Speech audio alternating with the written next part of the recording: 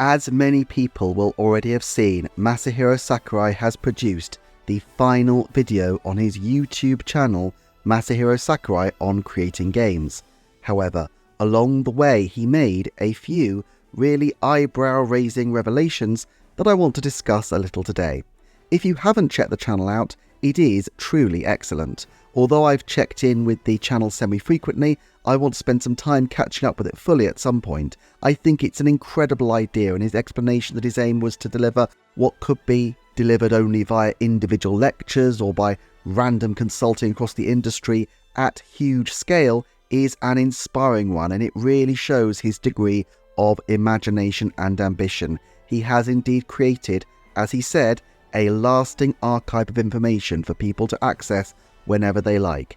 And given the amount of funding he personally put into it, it's an incredible legacy for people who love games as an art form and who want to see the best game principles enacted. Still, while there are a few interesting features in this video, probably the most newsworthy moment was that he opened with the interesting revelation that the YouTube channel was produced almost exclusively during a period between doing a very fast proposal on a new project and being able to assemble a team to begin that project in April of 2022.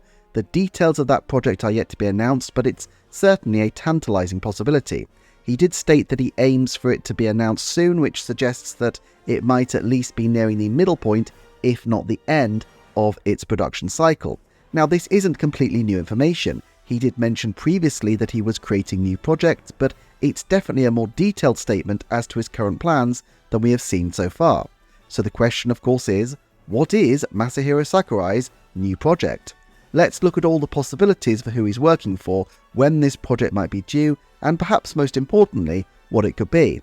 But I think to frame our thinking, let's start with who we would consider to be his likely co-developers. His own company of Sora, of course, is not capable of creating its own games itself because it's only run by him and his wife, so he would need to have a collaborator, as he had with Bandai Namco on many previous games, in order to enact his vision. Now, Sakurai-san has a long history of working with Bandai Namco specifically, and particularly with their group Studio 2. That team has been radio silent since the end of the Super Smash Bros. Ultimate DLC. Now, that team has done other things over the years, including some of the Mario sports mechanics in Mario Sports Superstars, but no such game from them has emerged, despite there being an obvious gap, particularly in 2023, when there was an almost unprecedented dearth of new Mario titles. I, for one, have long expected there to be a Bandai Namco Mario Baseball, but this revelation makes me think that perhaps they could have been working on something else entirely. That said, the DLC of Smash Bros., while intensive for the people involved, would probably not have required the same scale of production as a full-on original game. In this case, it might have been necessary to recruit from other areas of the company, which would of course have explained that delay. But it does open the possibility that this was with a different studio, and potentially a studio outside Nintendo's wheelhouse. Despite Masahiro Sakurai's long history with Nintendo, and famously his personal friendship with Satoru Iwata, he clearly does have a great passion for titles from across the gaming space, and so it wouldn't be too astonishing to imagine that he could make a partnership with, for example, Sony. They would really want to pursue him. The only reason I wonder about that is that really there would be a huge announcement if Masahiro Sakurai was to develop for another company, and Sony in particular has struggled for huge announcements and has not had any compunction about spilling the beans for their projects a long time in advance. Why therefore would they not want to boast about a new Masahiro Sakurai project earlier than now? Perhaps Sakurai-san himself would want the privacy as a way to allow him to work on the project in secrecy, free of the intrusion of press and speculation. And of course, the YouTube channel has been an effective way of disguising some of his activities. He could also have decided on something cross-platform, but this again feels unlikely to me. Sakurai-san has always had a great specificity in what he does. He gets so much into the weeds of his projects that the thought of having to replicate that level of specificity on multiple platforms with different approaches and technology and different requirements just strikes me as something that he would consider to be a bit of a nightmare. Of course, there may be very specific technological reasons why he would want to work on a different platform infrastructure. One that strikes me is the presence of virtual reality on the PlayStation. Masahiro Sakurai did record a video where he mentioned VR in terms that, if not fully effusive, were at least cautiously interested. His words were, "You could try playing VR instead, but the lower resolution will make distant objects too blurry to really see. That's a problem when the player is using it to see more. And when driving in real life, you can glance sideways like this, but the only way to do that in VR is to turn your entire head. Still, I recommend you overlook these downsides and give VR racing a try, even just once. Motion sickness is always a possibility, but for games that separate your viewpoint and direction of travel, VR is truly the perfect fit." Back to the topic at hand. Now, I'm not sure he would want to produce a game whose major claim to fame is that it doesn't make you too motion sick, but on the other hand, if the technology was of interest to him, he might find that the PlayStation VR 2, a project released in 2023, was a way to deliver on his vision. Then again, Sony is drastically pulling back from funding on this project already, which would make either a Sakurai VR game an odd outlier, or a final project to sign off that system. Therefore, I think there has to be a 70% chance that this project is in fact a venture for a Nintendo system. And if that's the case, it makes far less sense to partner with anybody outside of Nintendo's regular stable of partners. Is there really anybody at a third-party company like Capcom or Konami or Square Enix who could offer a different skill set for Sakurai-san for developing on the Switch successor than Nintendo could, one way or another, provide or acquire? So, let's proceed assuming the most optimistic assumption, for a Nintendo fan at least, and believe that this is a Nintendo project and almost certainly one that will release as a first-party publication. Firstly, we should note that this was a fast proposal, which might lead us to think remake. On the other hand, he made an offhand comment about someone who makes games on the scale that I do. The present tense there may be just a feature of the language, but it does suggest that his current project is indeed ambitious, and it's certainly been in the works for a number of years.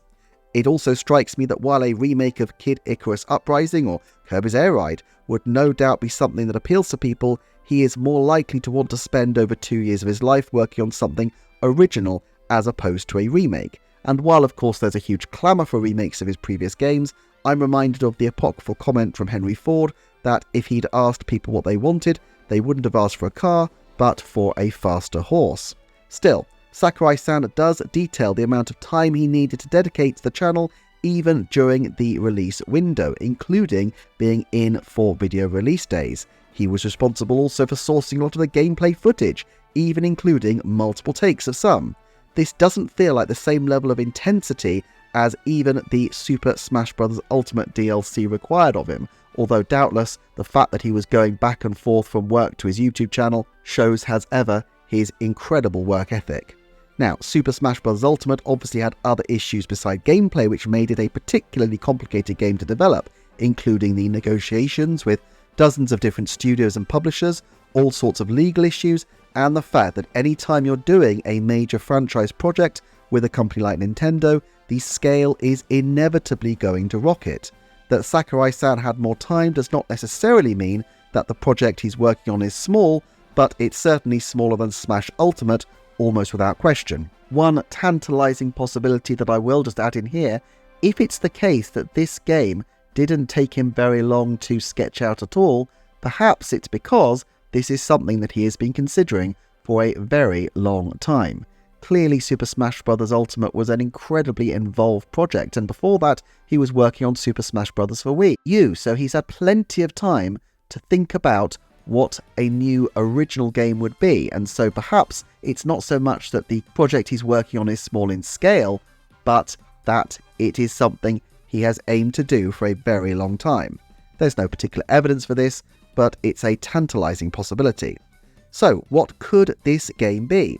Now, the final appearance at the end of the video of Kirby is almost certainly a loving nod back to his history with the lovable puffball, but given the success of Kirby and the Forgotten Land in April of 2022, and yet simultaneously the lack of Kirby spin-offs that aren't developed internally at HAL, given the death of Vanpool Studios and Kirby Epic Yarn dev Goodfield's decision to work on a mix of other Nintendo projects and original titles like Bakaru, it strikes me that a return to HAL Laboratories, a previous partner of his of course, while unlikely, could be an absolutely huge step for Kirby as well as for Sakurai.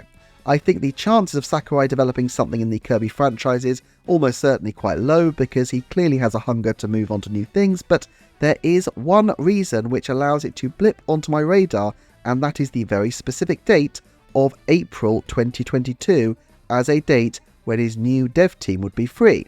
Now, I'm not saying that Forgotten Land, which of course did release in April of 2022, would have been in development right up until that day that it dropped, but clearly HAL had other projects on the go, such as Return to Dreamland Deluxe and Kirby's Dream Buffet, so they could certainly have juggled those projects alongside having a core group making sure that the launch was right and the post-launch patches were looked at. And then of course they'd have had to look at the reaction to see how the game was responded to before moving forward with another project. This would also make sense as to why Sakurai-san was seemingly able to step away to work on his YouTube channel, as in a sense Kirby has had a lot of guardians, so he wouldn't need to be quite as in the weeds with it as he was on Smash.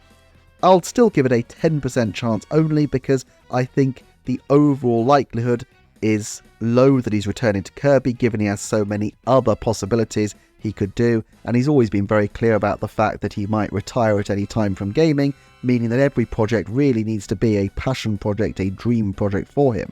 But it's still a fun thought to entertain. He kept Kirby at the centre of Smash when he could in theory have mainlined other characters, and with 20 years having passed since he last even advised on a Kirby game, the idea of him returning is kind of intriguing. Then there's the possibility of a remake. Kid Icarus Uprising has been widely rumoured for a long time, and we know that Bandai were recruiting for an action title. While Bandai has multiple teams, it would make sense for them to return to Kid Icarus Uprising. I think Kid Icarus is more likely than Sakurai's previous project, Meteos, the rights for which have changed hands quite a few times and are now with Japanese smartphone developer Modcast, and the chance to bring a 3DS title to a new modern system would probably allow scope for a massive amount of innovation and redevelopment, which might appeal to Masahiro Sakurai, who even remade assets between the technologically similar Wii U and Switch versions of Super Smash Bros.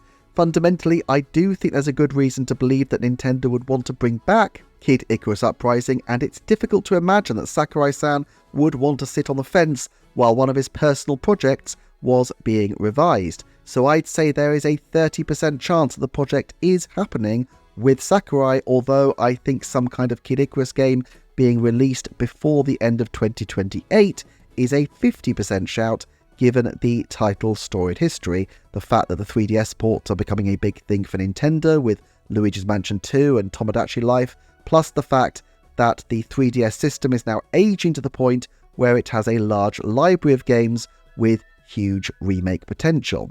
It has to be a major title that Nintendo would want to get onto their new system, I would think, and if Masahiro Sakurai could remain merely in an advisory capacity, it could still release even without him supervising it on a day-to-day basis, which leaves, I think, a 50% chance that what Masahiro Sakurai is working on will be an original IP. It's true that he did utilise a prior franchise with Kid Icarus, but in this case it seems that he saw the IP was dormant and decided to use it. Now, if there's anybody who has a bird's eye view of dormant franchises ready for revival, it's the man who developed Super Smash Bros. Ultimate, which references by some counts over 250 other games. But I still think it has to be a 50% chance that we are looking at a completely original creation rather than an iteration in a previous franchise. Of course, one other possibility that does bear consideration is what if he were to be working on something Smash Bros. Related. Now, this does seem unlikely since from his previous comments he was not involved in Super Smash Bros. At the point at which he was recording the video, but if he was contacted by Nintendo during the time that these videos were recorded, this would put the date of contact not as recently as late 2023, but rather much, much earlier, possibly even at the beginning of 2022. In this case, if Nintendo has been thinking about the next Super Smash Bros. Game for a considerable period of time, is it possible that Masahiro Sakurai has been consulting on not one but two projects? Although it's unlikely that someone with his commitment to his individual projects would be able to split himself a second way, he already split himself a second way with his YouTube channel, and I would never doubt his work ethic and his capacity to spread himself to provide amazing gaming products. It certainly seems unlikely that Masahiro Sakurai's current project will be still in the works, while Nintendo will have ignored Super Smash Bros., and so it will be something that needs a lot of further investigation to see whether or not it's possible that this project could be in some way related to a new version of Smash Bros. Still, these are just initial surveys of the landscape, and I'll be very interested to hear if people have other insights that might change those baseline likelihoods. It's definitely something I will continue to look into. Either way, I think we need to salute Masahiro Sakurai in a huge way for his contributions to gaming. If you enjoy channels set up in spring 2022, then why not dry those tears at the end of Sakurai's channel and hit the subscribe button for this one. There are lots of videos on screen you could check out, and even a Patreon if you really like the content. Details below. Thank you so much for watching, and I will see you next time for another Nintendo Forecast.